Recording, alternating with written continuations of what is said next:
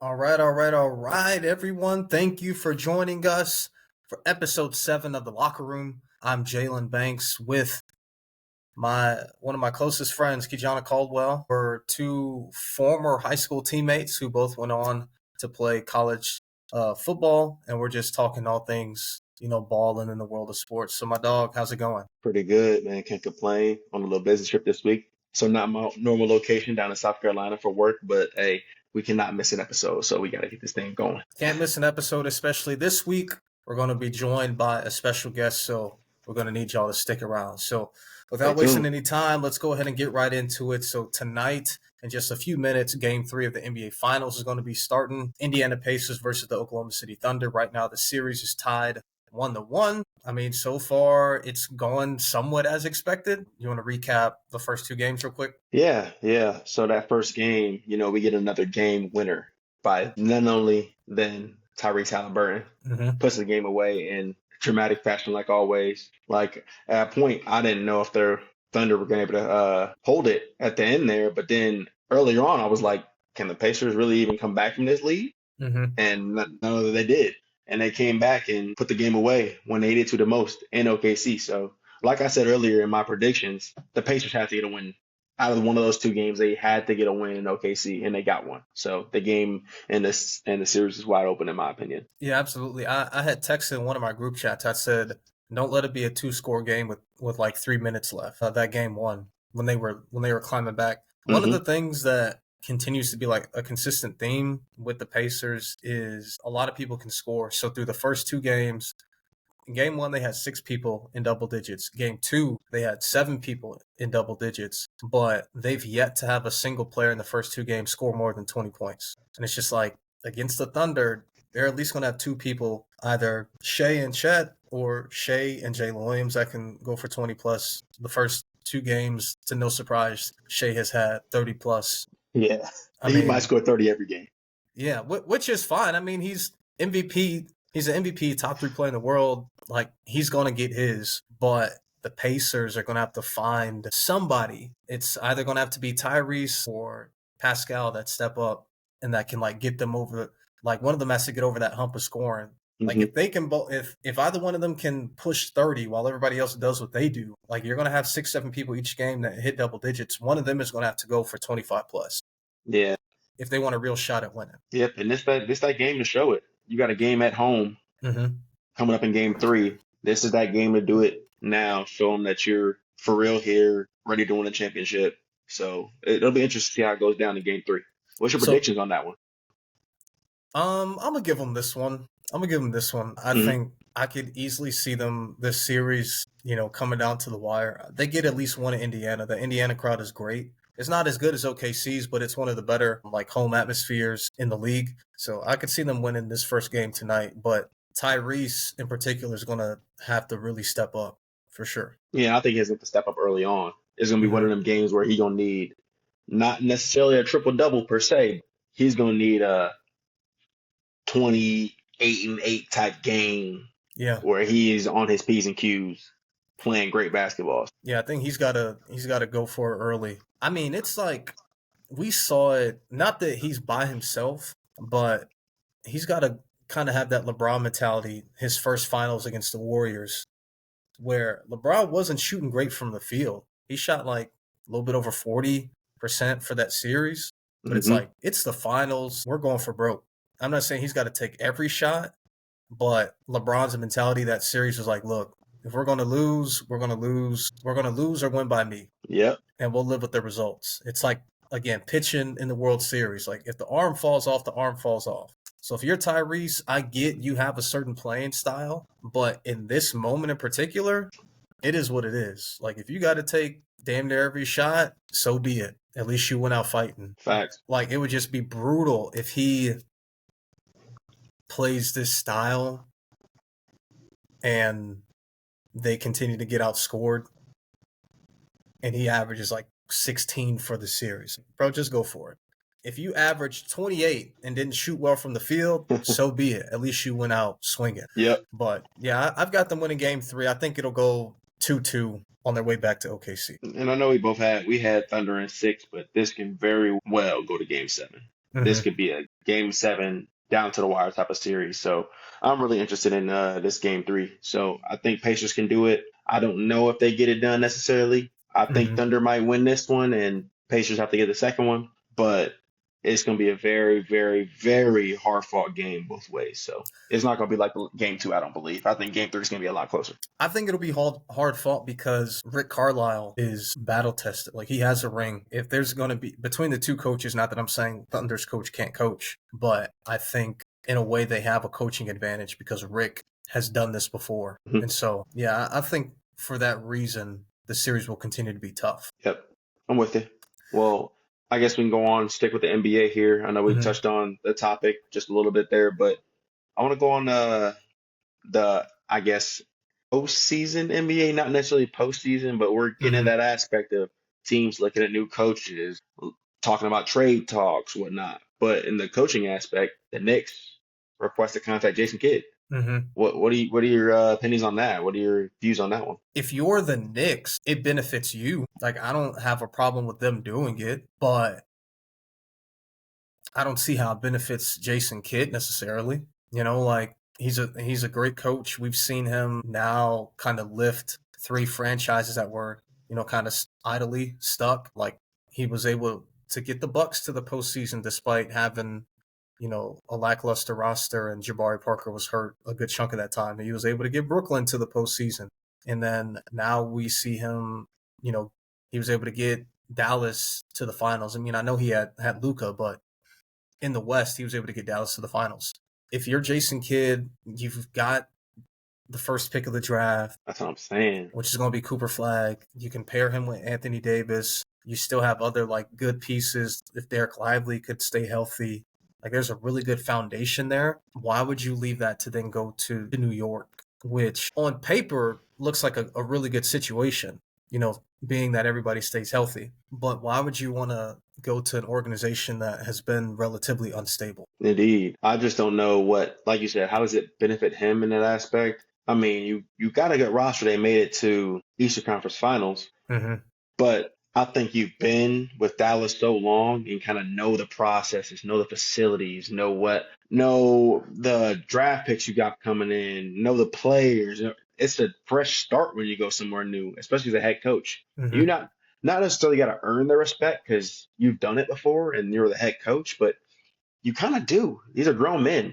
It's not like you're going to a college program where kids are kind of looking up to you as, you know what I'm trying to say Yeah. here, where it's like, it's just a different feel in the NBA. You're talking to grown men, and it's just an entirely different atmosphere in the NBA. You got to earn a little bit more respect than you would in a lower level program where you've already earned that respect at Dallas. They know what you're looking for. The coach, you've set your ground rules. You don't have to go into a new atmosphere. So, like I said, it's going to be a different type of thing for Jason Kidd. But I overall think he doesn't really leave. But I mean, who knows? Yeah, no, I mean, again, if you're in New York and you're trying to go for it, I totally understand going for Jason Kidd. But I'm also curious, like, does this happen if he's not interested? Like, do they even make that request if he's not interested? Like, I don't want to speculate too much. Obviously, like, I don't have like NBA connections, Hmm. but I just have like I don't know, like there's a piece of me. It's like of all the coaches in the league that they could have requested, why are they requesting Jason Kidd? You know? Yeah, it can be curious. It's the unknown right now. It's up in the air. You could really never know what's going through his mind, through the Right. GM's minds, and so far and so forth. But Mm-hmm. it is a question that does spark interest. Why they chose him, and is he really interested? So For we sure. shall see. Well, all right, that wraps up the NBA segment. Let's move over to the NFL. I mean, the NFL, man, it just always seems like they've got something going on. Like, they do a great job of staying in the sports news cycle, even when they're not in their regular season and their postseason. But I mean, Indeed.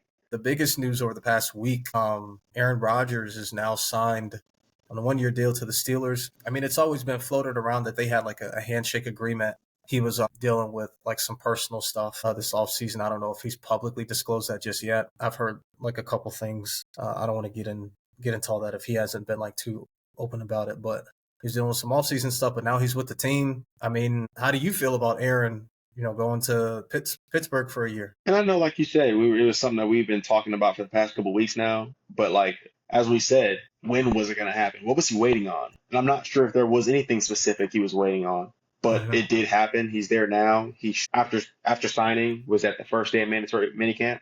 Hmm. So like I think he already knew what he was doing and kind of where he was going to be at.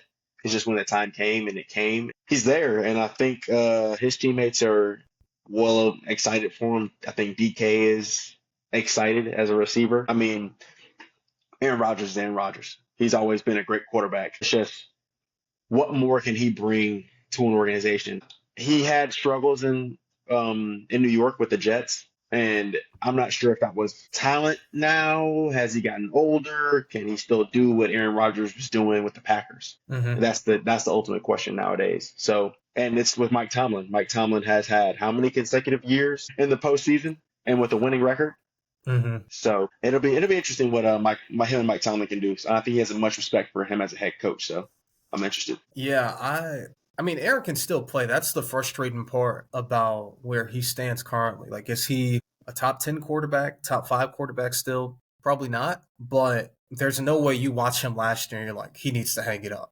Like, no, the Yeah. dude can still sling the rock, and there's still only a handful of guys that can throw the ball better than him today. So I would be more optimistic if like the pieces around him were a little bit better. I don't Hmm. question their defense. Like, obviously the Steelers are going to have a really good defense still, but outside of DK Metcalf, I don't know if there's a single proven like commodity offensively where a coordinator is prepping for Pittsburgh and you're like, oh, we need to watch out for him. Now Jalen Warren is still there. Pat Fryer is still there. Hmm.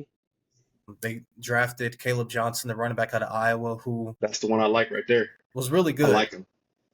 So like there's some nice pieces, but outside of DK Fryer, the two running backs, it's like they took Roman Wilson last year in the third round. Is he going to step up? I mean, they signed Robert Woods. They've got like a few other like pieces, but I don't know if on the perimeter that's necessarily like an area of them that you'd be pressed. And then also like offensively, Arthur Smith really likes to push the ball down the field. Like we saw him at his peak when he was in Tennessee and he had both Corey Davis and AJ Brown. Heavy play action, really you're having like two receiver routes, a post and then an over, if the defense steps up, hit them over the top. Aaron last like couple years that really hasn't been his MO. And so I'd be curious to see like how he and Arthur Smith kind of, marry one another. Yeah, the best. And I think I'm with you with Arthur Smith, like pushing the ball down the field. I mean, but he's done that with always a consistent run game.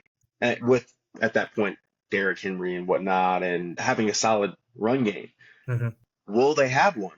And that's the question with the new running backs they got in. Like I said, I like Caleb Johnson a lot. And I think I like Jalen Warren, but I actually think Caleb Johnson might step into that role of being a consistent back. So we shall see, but you can't really push the ball down the field if they're not respecting the run. So we'll see how that goes. Yeah, no. One thing that I will say about not Caleb Johnson, about Jalen Warren is I think we can agree that the last like couple years he probably should have gotten more touches than he was getting. Hmm. Mike Tomlin, for the most part, is like a loyalty guy. I think he just stuck with Najee being a first round draft pick in 2021, just kind of riding that out. But Jalen Warren has some pop, like some explosion to him. And unless Caleb Johnson just fully, takes the job, I think there's some, I'm not going to say untapped potential, but I think he may surprise some people this season because he's pretty explosive. Yeah. Do you see him as not necessarily an every down back, but do you see him taking 60% of the reps at running back this year? Jalen Warren, Jalen Warren. Yeah. I could see it, yeah, for sure, Okay. because he can catch the ball too. And one of the things that we also got to realize is Aaron is particular. Jalen Warren being a veteran, like Aaron's not going to want somebody back there that doesn't understand protections. Indeed. And not saying that Caleb Johnson doesn't, but if you look at Iowa's offense, he's not necessarily like in the gun scanning. So it'd be interesting. Do you think the Steelers make the postseason this year? No. No? No, I do not. I don't think so. because of the Cincinnati Bengals, who did not make the postseason last year. I Mm-hmm. think they end up making the postseason this year, and they won't win the division. I think Baltimore end up winning the division again, but I think if there is a second team out of that division, I think it'll be Cincinnati. So Yeah, I think it's safe to say like you pencil in 3 teams out of the AFC West. You may be able to pencil in 2 teams out of the South, depending on, if the Jags or the Colts make that leap. Like if they can stay healthy and, they've got pieces that they've added and new coaching in Jacksonville. The East, the Jets added pieces. The Bills are the Bills. Miami still has pieces. You've got Mike Vrabel, now back head coaching in the AFC. Like it's going to be tough. I can see them making the postseason. I don't know. And again, I still really think Aaron can play. Like I think if you put Aaron on like the top teams in the league, he could probably win you one. Like if you put Aaron in Minnesota, if you put Aaron in LA, if you put Aaron in San Francisco, if you put Aaron on the Eagles, if you know what I mean? Like, I think if you surround him with one of the better rosters in the league, it's not out of the realm of possibility to say, yeah, Aaron Rodgers can win you a Super Bowl. I just don't know if at this iteration in his career, if you just put him on like a playoff caliber team, if he can lift them to a Super Bowl. I don't see that happening. understandable. Like maybe a playoff win, maybe. But I think that's like the peak is them going to the divisional and losing to the Bills or the Ravens or the Bengals or the Chiefs. Broncos. Hold on, to be announced, to be announced. But look, like I said, going on Aaron Rodgers signing, we had 2 running backs signed shortly after Mm-hmm. that, and Nick Chubb and J.K. Dobbins.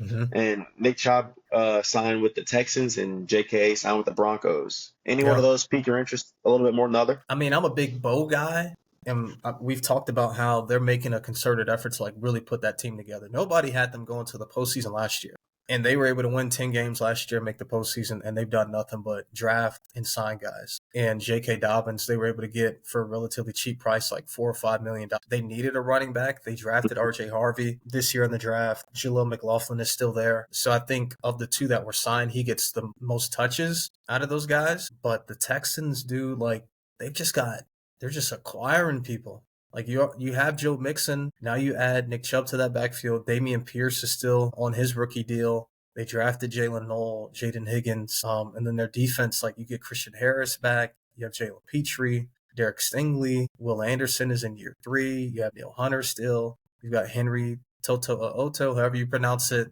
Like they've got dudes. Like they've got a super talented roster. The biggest question mark would just be how does their O-line kind of mesh. But in terms of immediate impact, I will go JK. But in terms of like piquing my interest in terms of like talent acquisition to a team, Nick Chubb, who is going to be 2 years removed from that horrific knee injury he suffered, just like I don't think people are talking about Houston enough. Yeah, I'm with you. I think Nick Chubb, and I was talking to that of one of my friends. I think Nick Chubb plays a big role in that team, but I don't think he takes away from what Joe Mixon did last year. I think it just kind of adds another depth piece into the lineup where if Mixon has gone 6 straight plays, you might not lose that edge bringing in Nick Chubb for a 2, 3 down gap, or you're throwing him in there 2, 3 plays at a time, and he's giving you that juice off the bench. If Nick Chubb is healthy, you don't think he plays over Joe Mixon? Not a chance. Not a chance.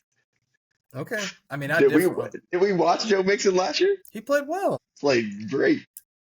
I mean, for the circumstance, yeah.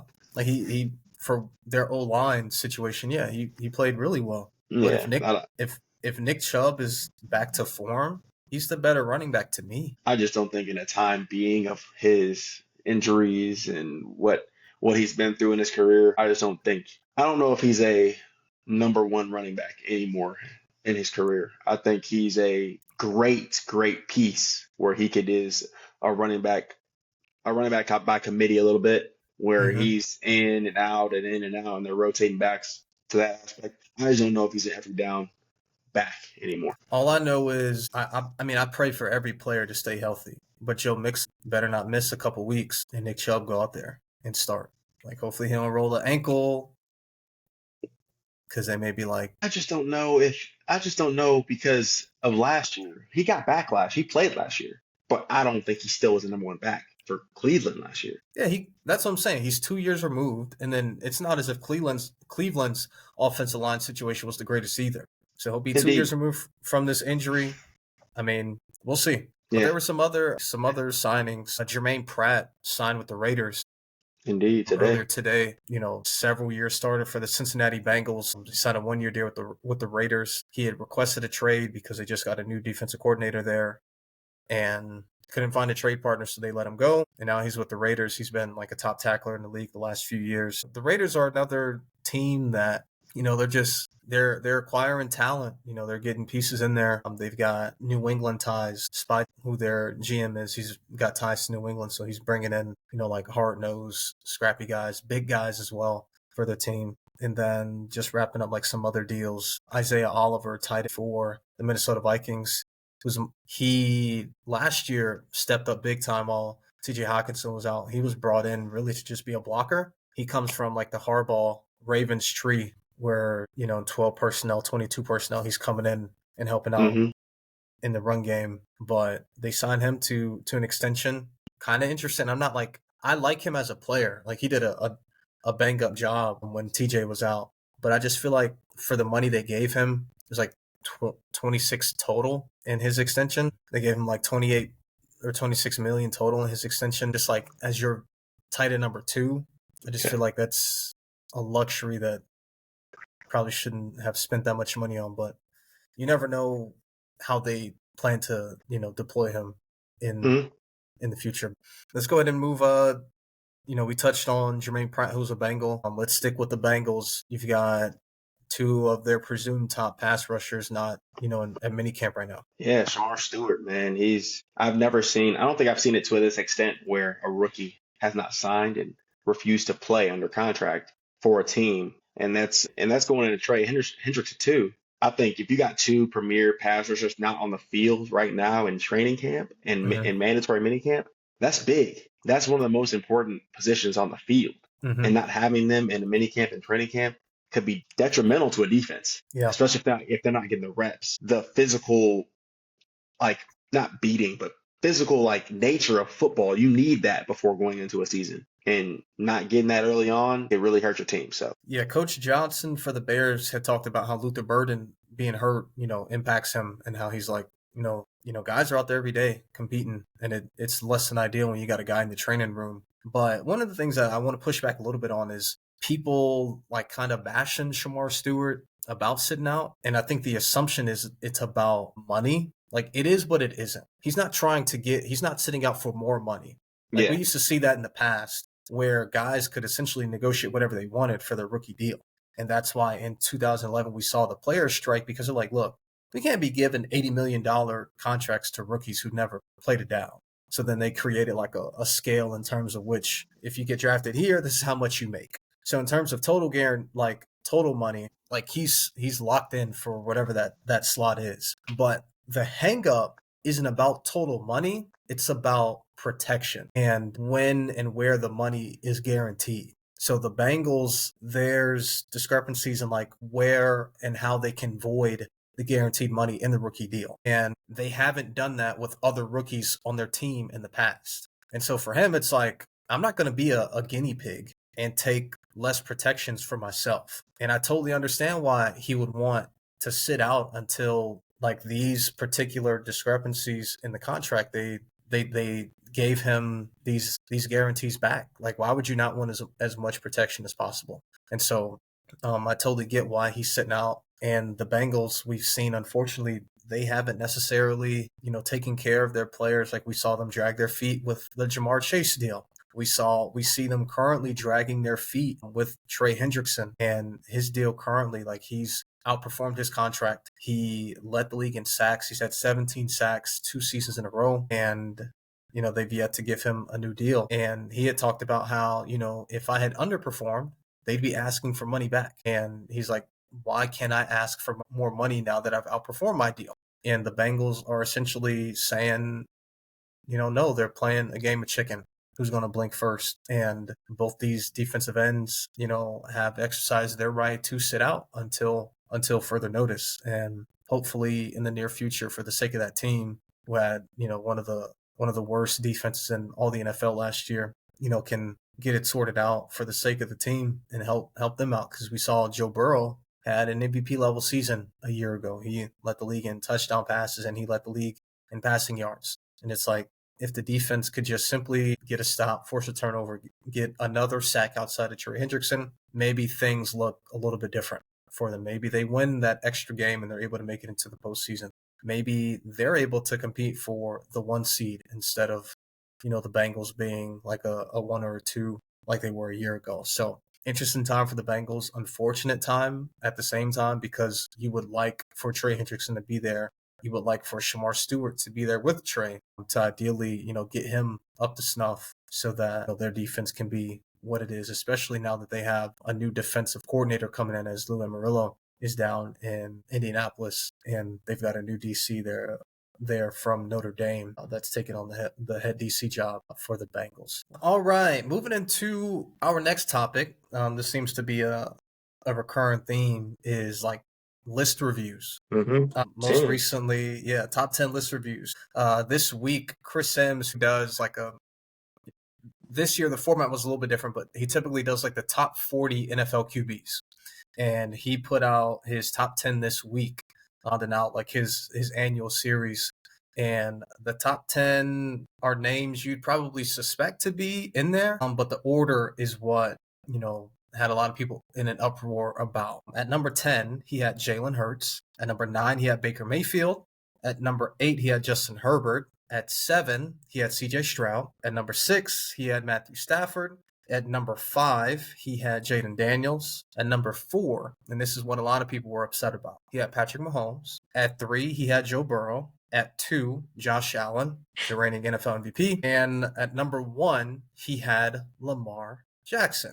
So hearing that top 10 list, how would you reorder it? And what's like your initial reaction to the list itself? Which, look, the uproar, which I completely understand. I think Patrick Mahomes, that's my initial one. I'm going on that one. Patrick Mahomes can go down as one of the greatest quarterbacks of all time, which I think it's wholeheartedly honest. If you want to say that, if he's in the league and he's playing well, he's the best receiver. He's the best quarterback in the NFL. If you want to say that. But would you agree with that, though, that statement? What? That he was the best quarterback last year or in the NFL currently? Both. Like, just because he'll go down as an all-time great, would you equate that to he's the best in the game right now? I think he's the best in the game right now, but I don't think he had the best season last year. This is how my list can be skewed a little bit.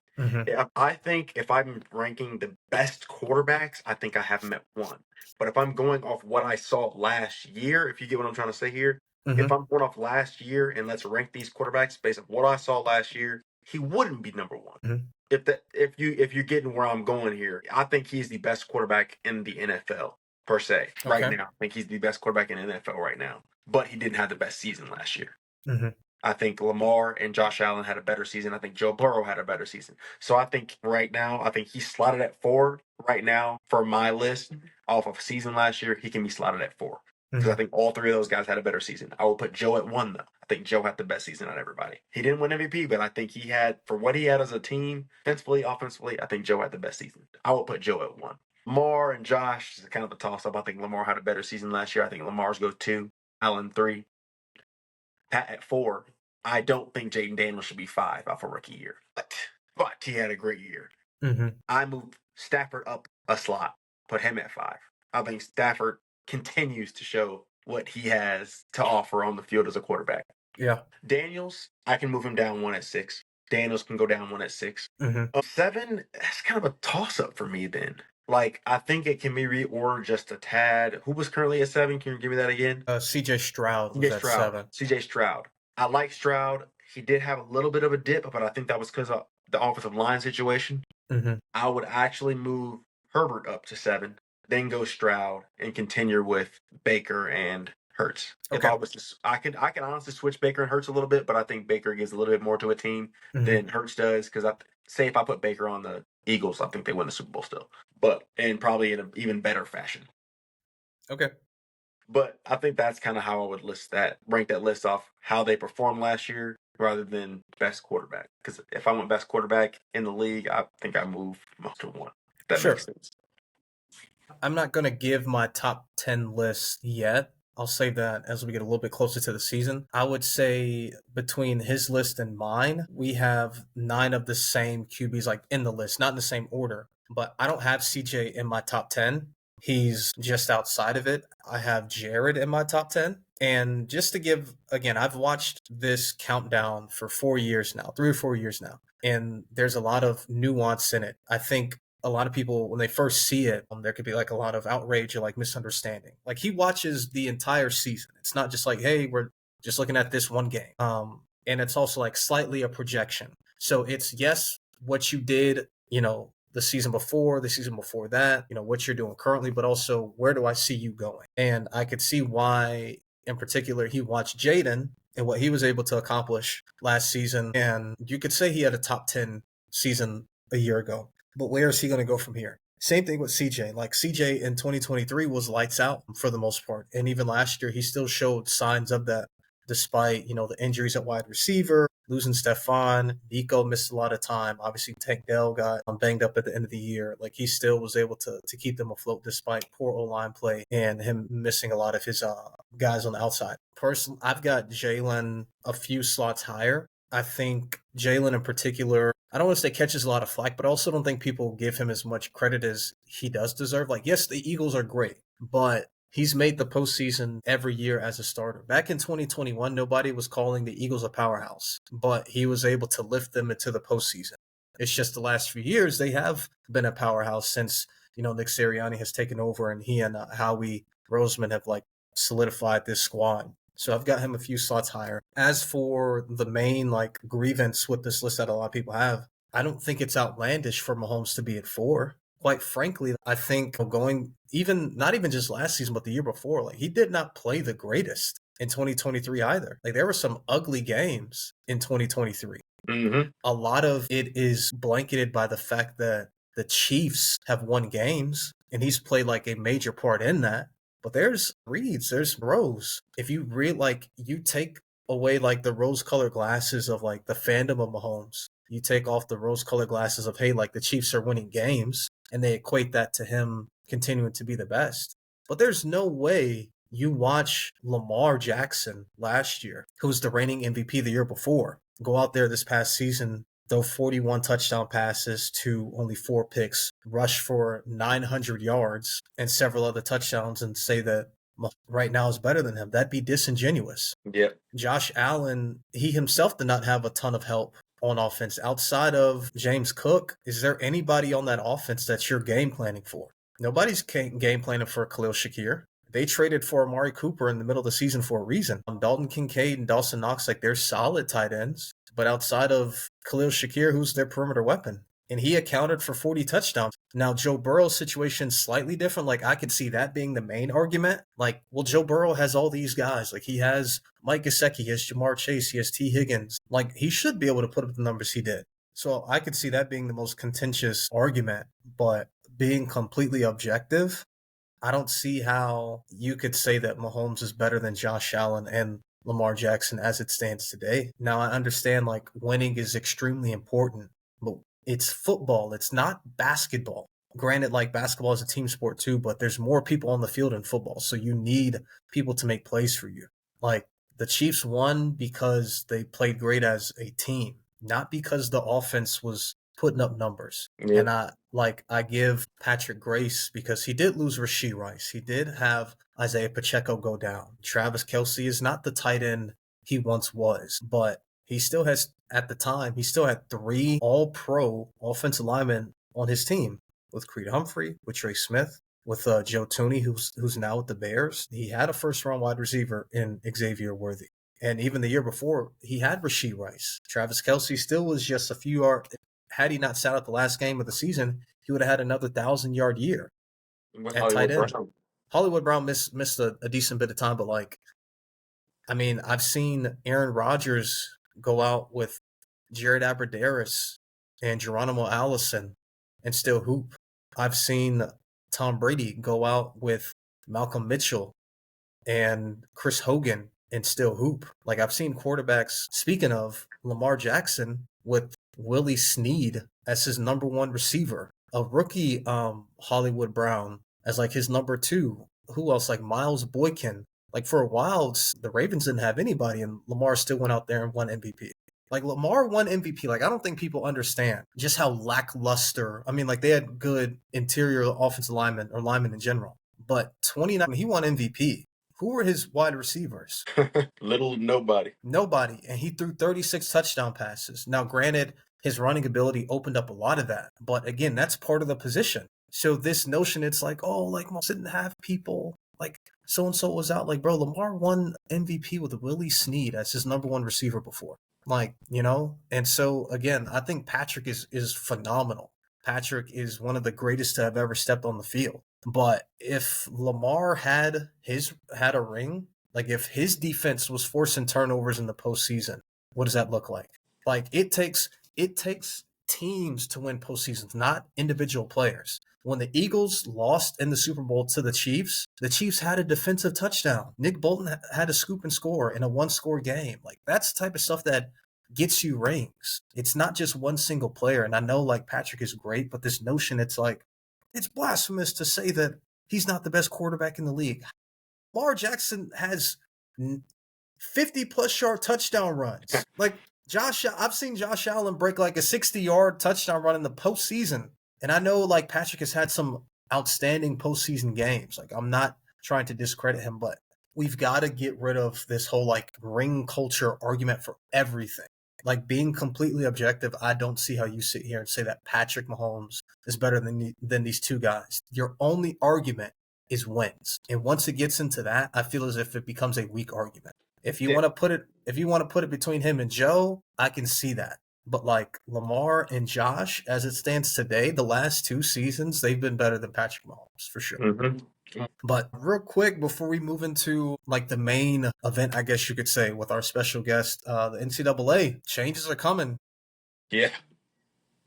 This week they settled some antitrust lawsuits where they're going to have to pay back nearly $3 billion of damages over the next decade to collegiate athletes that played Division I football from 2016 till now. Just crazy. That's man. Well, I mean, good for those kids that played football at that point in time. But man, that's the article that I read there, I think it may just be the FBS level. I'm not 100% sure. Now, I know there's another settlement that was made that I'm a beneficiary of, where I'll end up getting some money back because I played at Eastern. So this newest settlement, I don't know if that applies to me or not, but on top of that, schools will now have the opportunity to pay their athletes like directly, not just through like NIL and stuff. Like there's going to be like a cap space. And I'm curious what the limits are going to be like. I think it's around like 20 some million. Gotcha. Which I think is more than enough, for college programs. Yeah, and they got to space that out over how many athletes they got. Yeah, and I think NIL helps out as well, but it's just the last 7 years or so, it's been amazing how much progress has been made. Yeah. Like I remember our sophomore year of college, they came out with that rule where you could play like 4 games in the season or like 25% of the season, whatever it was, and still be able to retain your red shirt. Like that was one of the first steps in terms of, freedom and player development. And then 2019 is when I want to say like the transfer portal finally became like a thing where you could enter the transfer portal and go wherever without having to forfeit eligibility if you transferred before you graduated, either up a level or whatever it may have been. And then even within division and whatnot. So yeah, within conferences and stuff. And then NIL came during the pandemic. And I remember like the first whispers of NIL like being a thing in the spring of 2019. And then they finally like cleared it in the fall of 2019. And then it became a thing in the fall of 2020 where players were able to like make money off their name, image, and likeness. It's absolutely crazy, again, with less than a decade, how much has changed. And I'll be curious to see, what it's going to look like, how these conferences are going to manage it. With this new like salary cap in a way for athletic departments and teams and things of that nature. I mean, they're going to have to start shelling out some money for some ADs that can really handle this. It's not just going to be, hey, we need donors. Like you're going to need actual like GMs to come in. Like if you're a GM that, flames out at a team or a manager at a baseball team or something. You may have Mississippi State calling you like, "Hey, would you want to be our AD? Yep. Can you come manage this salary cap for us, please?" Or if you're like, I don't know, it's going to be cool to see. I mean, what's your reaction to all of this coming down in the last week or so? Manyan, Getting that money on. manyan. Hey, look. It's got to be something. Like I said, there's got to be rules and guidelines to how they do this stuff. Like, I'm not sure what it's gonna look like. It may get ugly sometimes, but I'm all for them players getting paid a little bit of money. So I'm with it. But it's got to come with rules and regulations, and I hope they can guide that as it develops. And like I said, it's gonna be. It might need a NCAA Players Association, Like a union. a union or something to come manage it. So it's gonna be Yeah, tough. again, I don't know what it looks like, but I am curious how they're able to kind of mitigate it in a way. But with that, you want to kind of tee up, the second half of the show, kind of tease ahead what we got. Look, little special guest coming on the show. One of my friends, one of my closest teammates, Hmm. coming soon. Let's get it. Let's get it. Let's see it. All right, stay tuned. Stay tuned First right here. guest, First guest right here. first person entering the locker room. Yes, sir. All right, everybody, to the main portion of today's show. We have a special guest entering the locker room, Mr. Drew Ogletree himself. Let's give him a round of applause as we have our first special guest of the locker room. Kijana, you can go ahead and take it from here. Yep. So this my guy, my homie, Drew Ogletree, selected in the 6th round, 192nd pick overall, headed into his 4th year in the NFL, tight end out of Youngstown State in Division II, University of Findlay, Andrew Ogletree of the Indianapolis Colts. How we feeling, big dog? Great. Appreciate y'all for having me come on the show. Now, we appreciate you, man. So can we call you Drew? Yeah, Drew, All right, Tree, it don't matter. Tree. All right, so Drew, Kijana said you were taken in the 6th round. He mentioned the 2 schools you went to, FCS, Youngstown State, and then Division II, University of Findlay. Just kind of give us a rundown of your path to the league. I mean, yeah, growing up, went to a small school, graduated with about roughly 105 people, played all the sports growing up, basketball, baseball, track, shoot, I even did bowling. My mom had me in everything. Ended up getting a scholarship to go to University of Findlay, balled out there for 4 years. I was around some good guys, met some good people. I want to give a shout out to Coach Wags because he's honestly the reason that I'm here. COVID happened. Oh, actually, my junior year going into my senior year, I ended up tearing my left ACL, and then kind of sat out that whole next year, redshirted that year, and then COVID happened. So I was going 2 years without playing football, and I didn't know how COVID was going to affect our football season at the Division II level, if we were going to have a season, if we were going in the spring, what was happening. And I actually decided I ended up transferring out of there and going to Youngstown State, following my old offensive coordinator, Troy Rothenbuehler. Shoot, got there, played in the spring season, balled out in the fall, and then got an invite to the Hula Bowl. Didn't get an invite to the NFL, the East West, the Reese's Bowl. But fortunately, I got an invite to the Hula Bowl. Was fortunate enough to ball out over there, and shoot, got some looks at some scouts, and shoot, now we here. Yeah. Drew, for those who don't know, you going into college, you actually went in as a receiver, not a tight end. Mhm. So what was that transition like, going from receiver to tight end, just your forming your body and everything like that? You had the height, but those who don't know, you might not have had the weight at that time. So what was that transition like? Yeah, no, coming into college, I was roughly around like 200 pounds, if that. Just kept growing, gaining weight. And my last year playing receiver, I was about 230, 235. And the scout Colts actually came in and were like, hey, he's got looks like he can put the body weight on. He's got the frame for it. He just doesn't have the speed to be a receiver, but we think he can be a great tight end. And once I heard that, I was like, hey, we switching to tight end now. So fortunately, that happened when I was hurt during my rehab, so I was able to gain weight. I didn't have to gain it immediately. I had a year and a half to just keep gaining weight. And, it was difficult switching to tight end because, on the outside, you don't got to get dirty in the trenches. You ain't got to worry about the three tech, got to win the three tech, got to block the ends.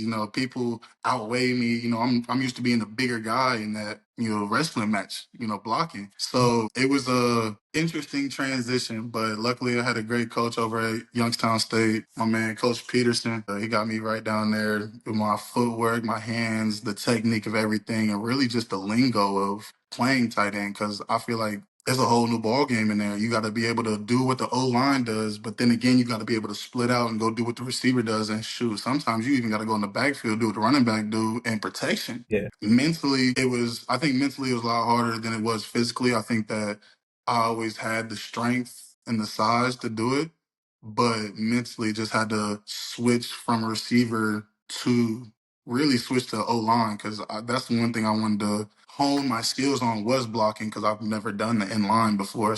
Just being able to go out there and honestly just give it my all. Shoot, now we're here. Yeah, that Swiss Army knife. That's what they call them tight ends. Yes, So Drew, just so you know, I played college football as well. I played at Eastern Illinois University and finished up at Missouri Southern State, which is a Division II in the MIAA with Northwest Missouri State, Central Missouri, and a few other prominent Division II programs. But when I was at Eastern, our offense coordinator talked about the importance of that Y position or the H position, depending on what the lingo is in the offense. And he talked about like these truly are the best football players on this side of the ball, talking about all the things they have to do inline blocking, or if you're split, or if you're off the tackle, having the, like wham block or whatever it may be. And then also needing the athleticism, the skill to be able to go out and run routes. And then he's like, other than the center and the quarterback, the Y and the H are the smartest football players because they have to know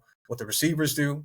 They also have to be in tune with what the offensive line is doing, knowing all the blocking assignments and the schemes. So with that being said, we'll transition into like the next question. What was the transition like going from Findlay and Youngstown to then being on an NFL field with NFL players, both physically and mentally?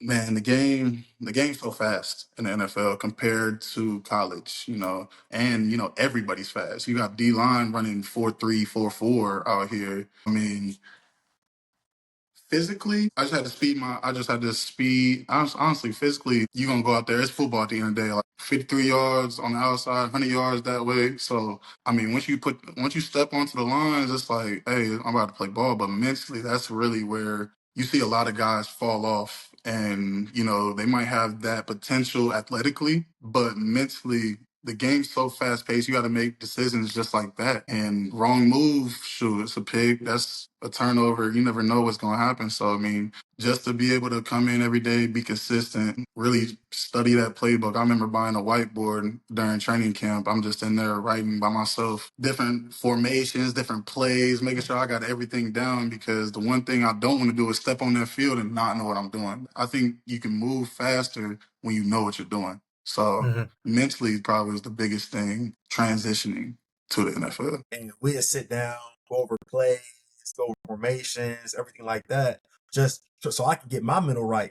So I think Drew really had the opportunity to really, I guess, excel in the NFL because he had that mindset already. Appreciate you, brother. So how long? I know everybody, they talk about the length of an NFL play is like a paragraph. Is it really that long? They get a little lengthy. I mean, I can't really tell you anything. No. By all means, I can't give you none of my calls, but they do get, depending on what system you in. Different OCs have different systems. Some have numbering system, like we use words, and the family of words mean something. So we have like one specific thing.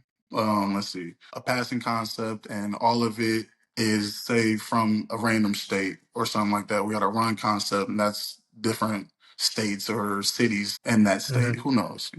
It's just different things. And so I've been watching that quarterback show.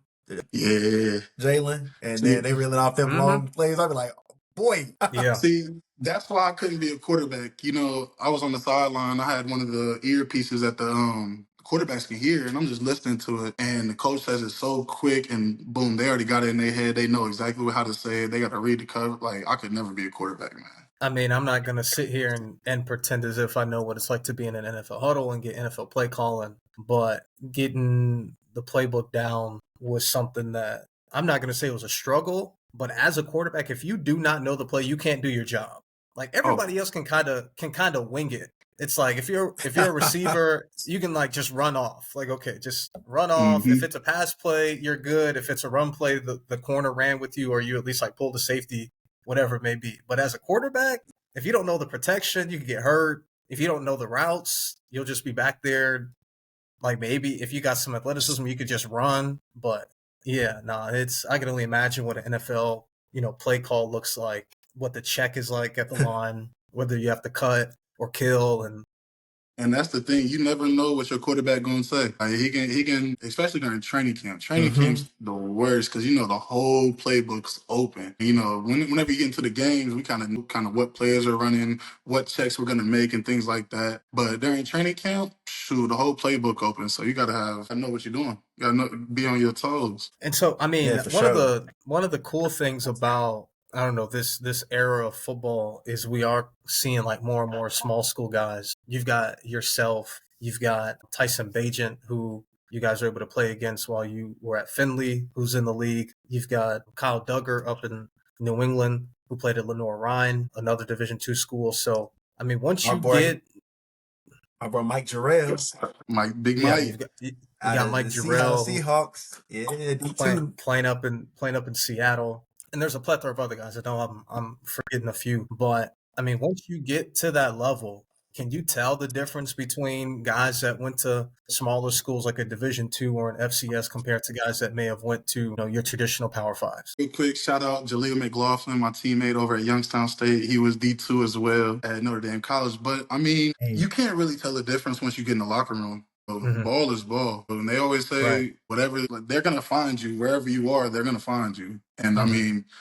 I think one of the differences you can kind of tell is I don't even want to say it like that because guys who went big D1, they still want it and they still grinding to be the best that they can be. But I see the D2 guys, the small FCS guys, even D3 guys, they hungry for it. Every rep they can have, they can take, they going for it. They in the meeting rooms, locked in, asking questions.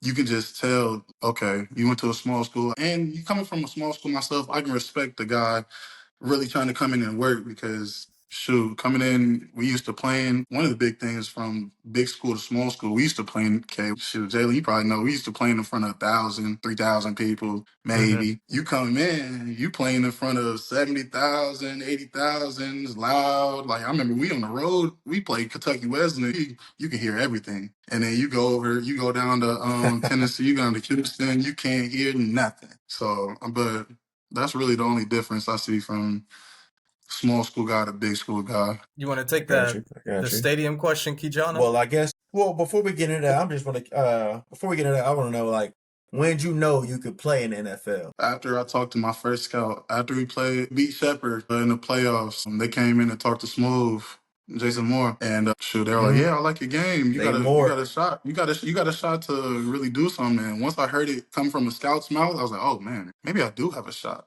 Wags always told me that. Our strength coach always told us like, "Tree, you gonna be something. You can do it. You can really do this." And it was always in the back of my head like, yeah, it's alright. I'm not. I don't know. Maybe. But then once the scout came in, told me like, "You got a shot." I was like, oh, maybe I do got a chance. So then from that day forward, I was like, I'm set on making the NFL. I got to get on the squad. I got to make the team. I got you. So then I know. Go ahead. Go ahead, Jay. Go ahead. No, you're good. Go ahead. No, I was just saying. For those who don't know, that Tree got that 81 on his arm. Tell the people who Big you molded your 81. game after, Yes, man. sir. Hold on. Afros, America's finest Afros. receivers on Saturday, but now it's Sunday. So Yes, sir. Yeah, indeed. Who'd you mold that game after then with that 8-1? the 8-1, I try to be like Calvin Johnson. That's what I wanted to be growing Indeed. up, as a wide receiver and everything like that. But transitioning to the tight end position, I try to model my game. I watch a lot of film on Antonio Gates, Mm, his ability to get okay. open, really whatever route he has. And then honestly, I love watching George Kittle. The way he plays, the way he blocks him, and honestly, Mercedes Lewis. I look at him and he's year 17, 18 now at playing tight end.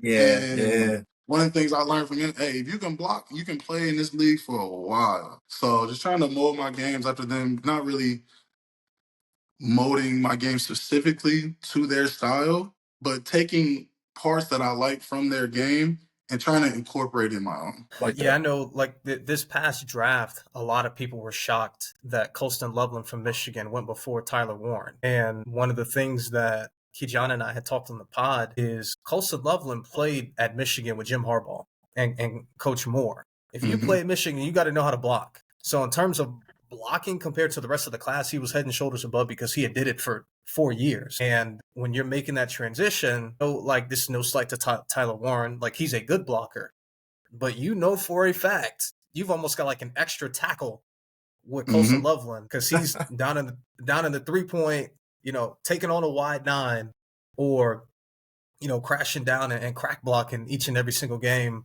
like 30, 40 times a game because he's at Michigan. And a lot of people are like, really, Colston Loveland went before Tyler Warren? It's like, well, what he was asked to do at Michigan more often than not is going to be what he's asked to do at the NFL. Like Tyler Warren's not going to be playing Wildcat quarterback in the league like he was at Penn State. Whereas everything that maybe we'll see. I'm just saying we'll see. But I'm just saying Colston Loveland, everything that we saw him do at Michigan, he's going to do in the league. So you talk about the importance of blocking, he had it in spades. And we saw that aspect of his game in particular got him as a top 10 draft pick. So young tight ends, you're hearing it from a pro. Get that hand in the dirt. Get that hand in the dirt. Work on your footwork. Trenches Make right sure there. you Look. make sure you in them insteps. Make sure you got tight hands. Just gonna look at Mercedes Lewis. My mentor right now, Mo Ali Cox. He going on year 8 right now, Big playing Mo. basketball. Never played Yes, football. sir. Hasn't played football since high school. Went to VCU, played basketball, and then said, "Man, let me go play football for a little bit." And he's one of the top blockers in the league right now. And what young guys got to know too, man. The window of the NFL is slim. It's slim. Some guys don't make it 2-3 years in the league. Drew's going on his 4th year, up for a new contract, man. So that's something you gotta really just follow. Them. That's how you make it into the league, especially as a tight end. Learn how to block, doing your job, doing your assignment correctly all the time. So I commend you for that. But Jay, I know you wanted to go to it though. Look, Learning the playbook. But I know you wanted me to go to it earlier, man. Talk about you were touched on it, going from like 3,000 people in the stands like a high school game to then going into an NFL stadium and you've got 70 plus thousand pretty much each and every single week. I want to say the only stadium in the league that's in the 60s is Soldier Field. But other than that, everybody else, just have to throw it out there. But everybody else, 70 plus thousand. FedEx Field, or I'm not sure if that's still the name, but the Commander Stadium has 100,000. So from going to that to 10 times more than what you were used to playing to, like, what are some of the best stadiums and environments you've been in since you've been in the league? I say the best. Honestly, I love Lucas Oil Stadium. Honestly, I'm ranking that one as biased, but the atmosphere that we have in there, they open up the roof, they open up the window. It's electric in there, man. The fans are rowdy, they're loud, I love the fans, honestly. But I will say Mercedes-Benz Stadium down in Atlanta, they got something nice going over there. Yeah, probably. It's beautiful down there. But one stadium, probably. I can't wait to go to SoFi though, over in LA. That's the stadium I've been wanting to play in, that one, and then also Kansas City. I heard that their fans and the atmosphere there. That's what Yeah, I'll never forget. Well, that takes me in one of my questions. Go ahead. Oh, Jay. my bad. I was just going to say, I'll never forget when I was at Eastern Illinois, we played Tennessee State. And at the time, they had a deal with Nissan Stadium where the Titans play, where, they would play their home games there. And we played them there during their homecoming. So it was probably like 10,000 people for this game. And like running out onto the field, knowing that like Derrick Henry was playing on this field the next day, Marcus Mariota, Corey Davis, and these other guys, just knowing that I was on an NFL field. Like, it was super emotional. Like, I was tearing up. And again, this is a college game, but I'm just stepping onto an NFL field. What were the emotions like suiting up and then playing in your first NFL game? I don't know if I would have been able to, like, control myself. Man. And just, like, come to. It was crazy. Like, I've never been in an NFL stadium before I got to the NFL. Like, never been to a game, I've only seen the Cincinnati Bengals like on the outside and Lucas Oil Stadium from the outside. So, I mean, suiting up for the first time, it's such a once-in-a-lifetime thing. I'll never forget it. I mean, in my first time, it was just a preseason game in Buffalo. Preseason game in Buffalo, and, They mic'd me up for the first game. I'm over there having fun, and just the chills going through your body before that first kickoff, man, it's a feeling like no other. And then my first real game, it was in Lucas Oil Stadium. My mom was there, my son was there, I had the whole fam there. So, it's great. With that, what was I can't believe it, though. Yeah, go ahead. I mean, Kijani, I said I can't believe it, though. y'all were teammates. So how does it feel being able to watch your homie play on Sundays? Look, I got the jersey on deck. I got to get it signed, though, but the jersey on deck every Sunday. If you don't know, I rotate jerseys every Sunday. Literally, every Sunday I rotate jerseys. Drew's, Mike's, and a Bears jersey every Sunday. Whenever they playing, I'm rocking the jersey. At that time, if both of them playing, whatever I got, offense, whatever, who on offense, I'm like, I'm watching this game. So I'm geeked, bro. It's like no other. I know playing in the NFL was one of my dreams coming out, growing up. I always wanted to play in the NFL, but like, that's something that I didn't reach that goal, but watching my homies reach that goal is like no other, bro. I get geeked every time watching them on the field. So me and KJ got a different connection because I hosted KJ on his visit to Findlay. Indeed. What was that like? Can we tell some PG stories about the host?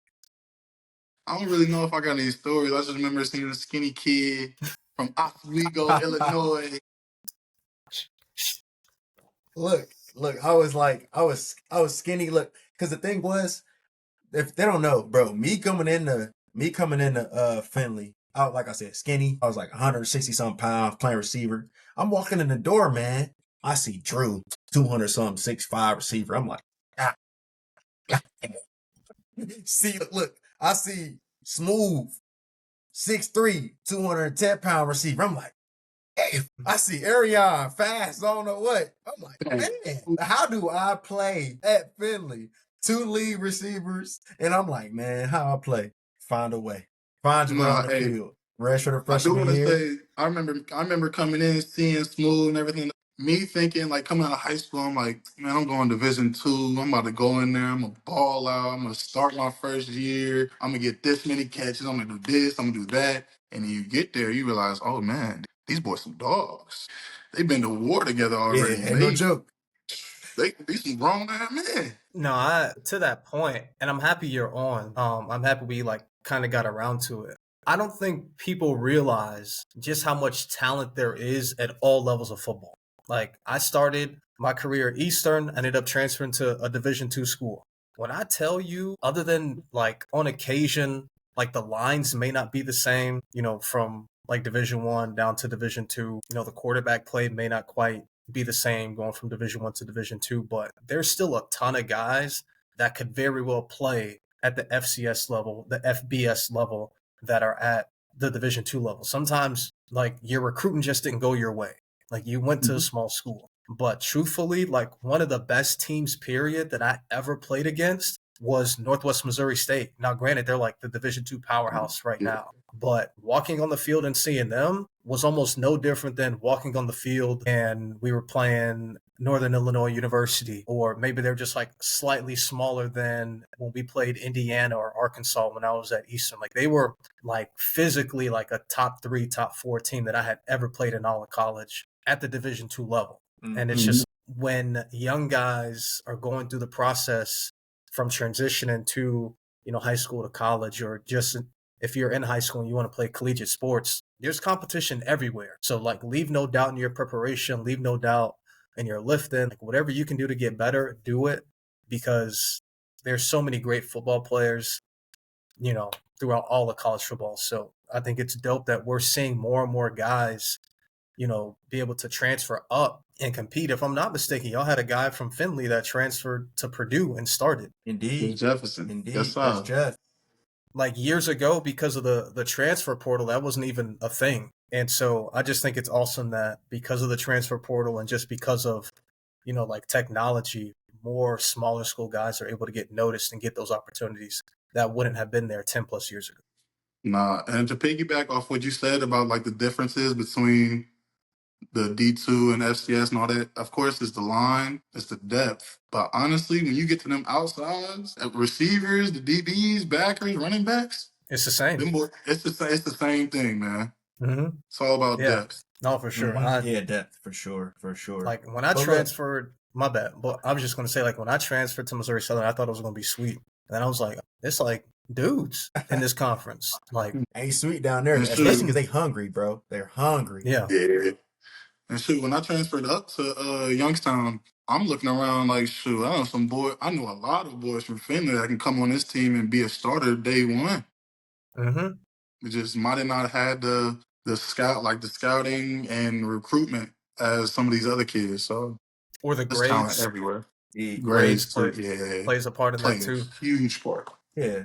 But before we Real get quick, into before we move, our before we get into the quick kicker, I got to one more the to question. the good topic. What was the feeling of catching your first touchdown pass in the league? You want to go to my first catch? Actually, Sure. Yeah, we'll do that. I'll go to my first touchdown, but my first ever NFL catch, real season, concussed. Dang. I ran, Do I you ran a remember it? scene.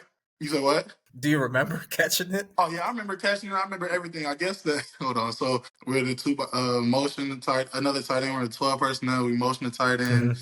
We got a little 4 verticals rolling, and if it's one high, stay on the numbers. 2 high, but one high, boom. I know I'm getting the ball. I cross the linebacker, and I'm just waiting for the ball. Ball's floating a little bit. I go catch it. I look straight. Safety from the Jags. Boom. I just go straight down. I try to get up, a little wobbly, and Michael Pittman, Ryan Kelly came over and just like, hey, sideline. I ended up passing on my test on the sideline, but New York was like, yeah, he got to go to the locker room for a little bit. And once I got to the locker room, they asked, so what were those 10 questions that I asked you at the beginning? Oh, you asked me questions? I don't know.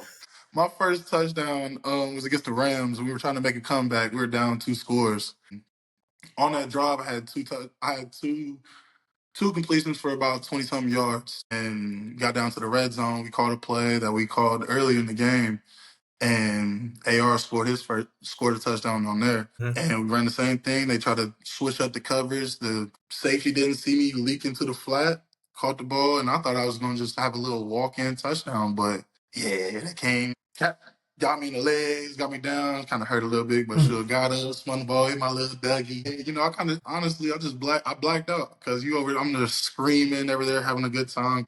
I didn't honestly. When I went to Youngstown, I didn't score. I didn't score a single touchdown my senior year, and you know that was the first touchdown other than the hula ball. But that was my first touchdown in a real game since my junior year at Finley. So that was 3 years without going to score. So I mean, just a real moment having people. That's actually a game my mom wasn't at.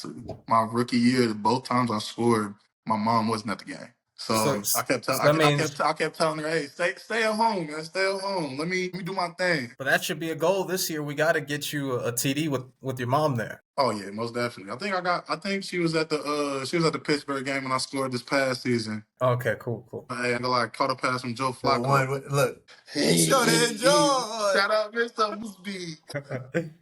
I'm crying. Look, before I want one more, Jay, before we go into the kicker. Do you got any goals for this season? It's your 4th year. Everybody know what happens in your 4th year. Contract year. What's your goals this season, man? You give it 1 or 2. What's the goals? I mean, to be quite frank with you, I've never put goals on myself to go out on the field, and like I've never really, I want this many catches, I want this many yards, I want this many touchdowns. I've never been one to really do that. I just want to go out there and really show the world, show my teammates, show myself that I'm the consistent player that somebody's gonna pay, and that you gonna get the best out of me, man. Every day in, day out, whatever job you need to do, I'm gonna do it. I mean, my tight end coach Tom Manning calls the janitors. We gonna clean everything up, man. Don't worry about it. We got it. But yeah, I just want to go out there every day and put my best foot forward for my team and for myself. I will like to score a couple touchdowns. I like that. That'd be and nice. Get that money. That money. Well, all right. That's all good. Yeah, Well, I like that answer though. I like that answer. Hopefully, Coach Steichen is listening. Let's get our boys a couple tuds. Just a couple. All right. As we always end every show, we are going into the kicker. Yes, sir. And the kicker for today is the 3 best highlight tapes. Any sport, 3 best highlight tapes. Kijana, you want to kick us off? You already know I got 3, and I'm gonna steal some of y'all, so it don't matter. All right. I'm gonna steal it. I know y'all gonna double up. I know you got one of mine. Do I have to go in order? I'm gonna go in order. Number one, my favorite all time. Everybody knows Tavon Austin. Only one. Tavon Austin. That's Look, number that's the one. only one you can do. The Kid Ink, the Hell and Back. It's just unstoppable. It's just Yeah. an incredible mixtape. That was like one of my idols growing up too. The little fast, quick backs, receivers. I loved it. So that leads me into my second one, DeAnthony Thomas. Look, DeAnthony Thomas highlight tape was like, I was even more of a DeAnthony Thomas guy than Tavon Austin sometimes. I was like, this man, DeAnthony out here going crazy, playing running back, receiver, all that. And then the last one. I'm gonna go basketball. Austin Rivers. Look, That high school tape was nasty. the Ball is Life mixtape. Yeah. I think he might have been one of the best high school basketball players ever. It was legit. Austin Rivers had that in his duff. Like he was a full bird. I mean, his Ball is Life mixtape, many consider to be the best one ever. That's what I'm saying. Like, I mean, whose would be better than his? What? Pick it off, go ahead, Drew. That's on you to get. No, hold on. Drew's our guest, so we got to let him end it. I got you. We got to let Drew end it. I'll go next, and then Drew will wrap his show up. All right, so I got 3. At number 3, I mean, as somebody that played quarterback, I got to have at least one. Johnny Manziel is my number 3. I think football was nice. I mean, he made some plays. Just the 2 games he played against Bama alone could be like a 5-minute highlight tape. But then, reversing the field, juking 3 dudes in the backfield, throwing it up to Mike Evans or Ryan Swopes, you name it. Like, Johnny Manziel's highlight tape was incredible. Like, as far as quarterbacks go, the only 2 that I think are on his level in terms of highlights in college are Lamar and Cam. Outside of that, ain't nobody else really touching him highlight-wise. You could argue better college QBs, but highlights? Highlights, I see what you're saying. It's not too many touching him. At number 2, and I doubt y'all have this one, Cristiano Ronaldo. It's a great pool. I probably know that is a great pool because that's a great pool.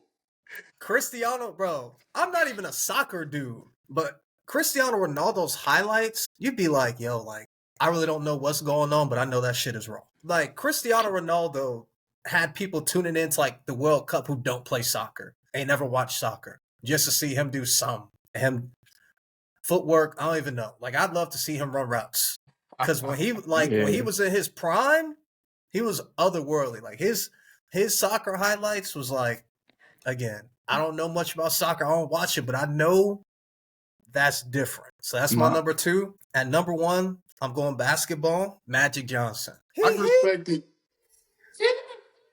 He was in a mud like this. Bro, Magic Johnson's highlight tape, the passes, we don't even need to look at his scoring. We don't need to look at no defense. If you could have a 15-minute highlight tape all passes alone, you're different. And the thing that makes his tape so transcendent is nobody else has one like it. On occasion, Jason Williams has a shorter highlight tape like that. Like LeBron has got a little bit of Magic Johnson in him.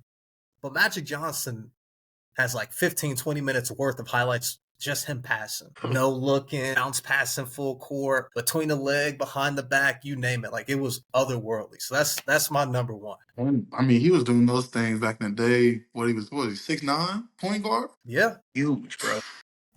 Different. Nah. I went a little different. I'm gonna switch it up since you already said Tavon. That was my number 1. But one of the best highlights I've ever seen, he might have been playing against lower competition, but it doesn't negate the highlights that he had. And that's that boy Zion Williams.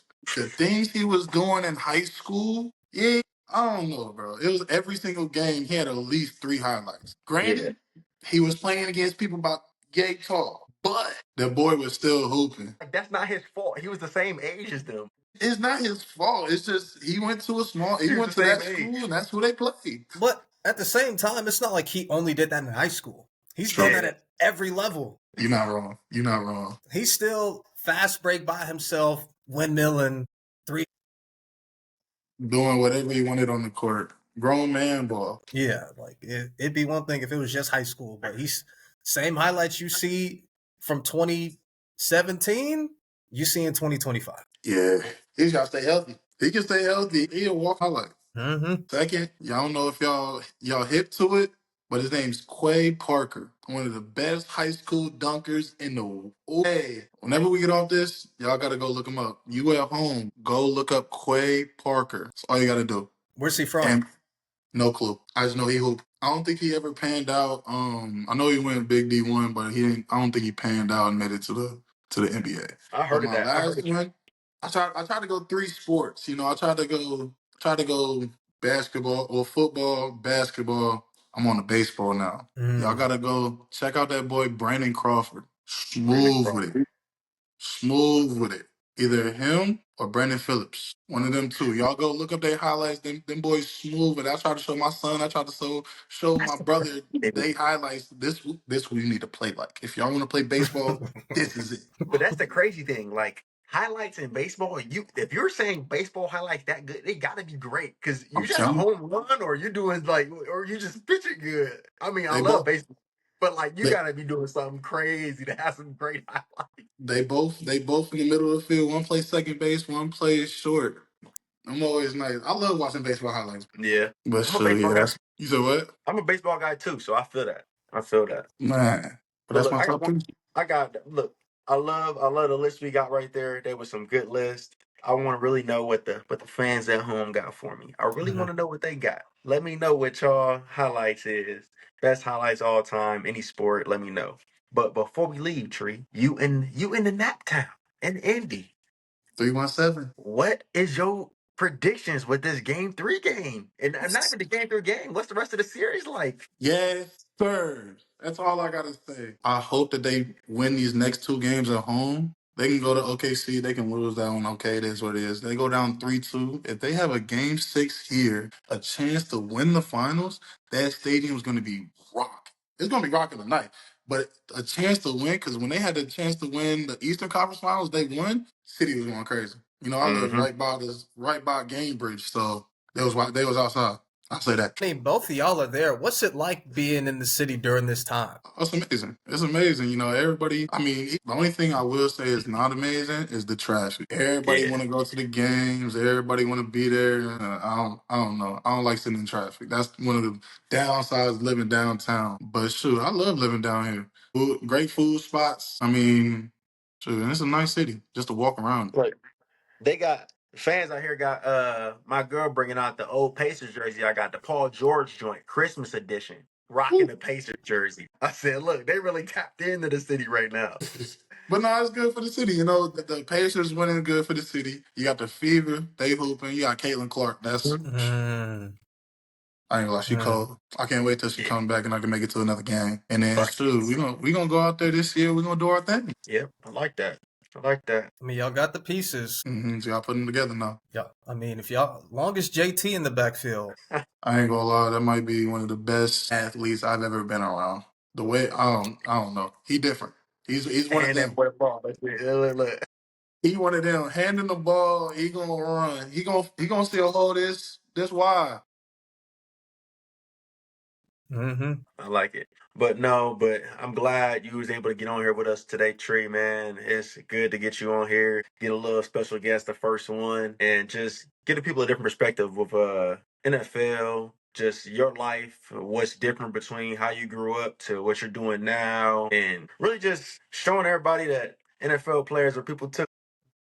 Yeah, I mean, at the end of the day, yeah, I'm just a normal guy. I'm a father. I'm a son. I'm a brother. I'm a friend. So I mean, that's at the end of the day, I'm just a normal guy. But once again, I appreciate y'all allowing me to come on the show. You know, get talk with you guys, kick it a little bit. So appreciate y'all. let's clap it up for Tree for coming on. First guest in the locker room. Yes, sir. Appreciate First you. guest in Appreciate the locker room.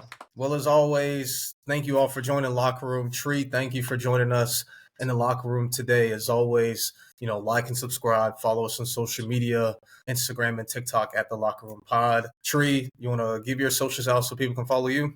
Call me Tree85. That's it. Get me on the ground. Yes, sir. Yes, sir. All right, y'all. Well, y'all have a good one. Yes, See y'all sir. boys later. Peace.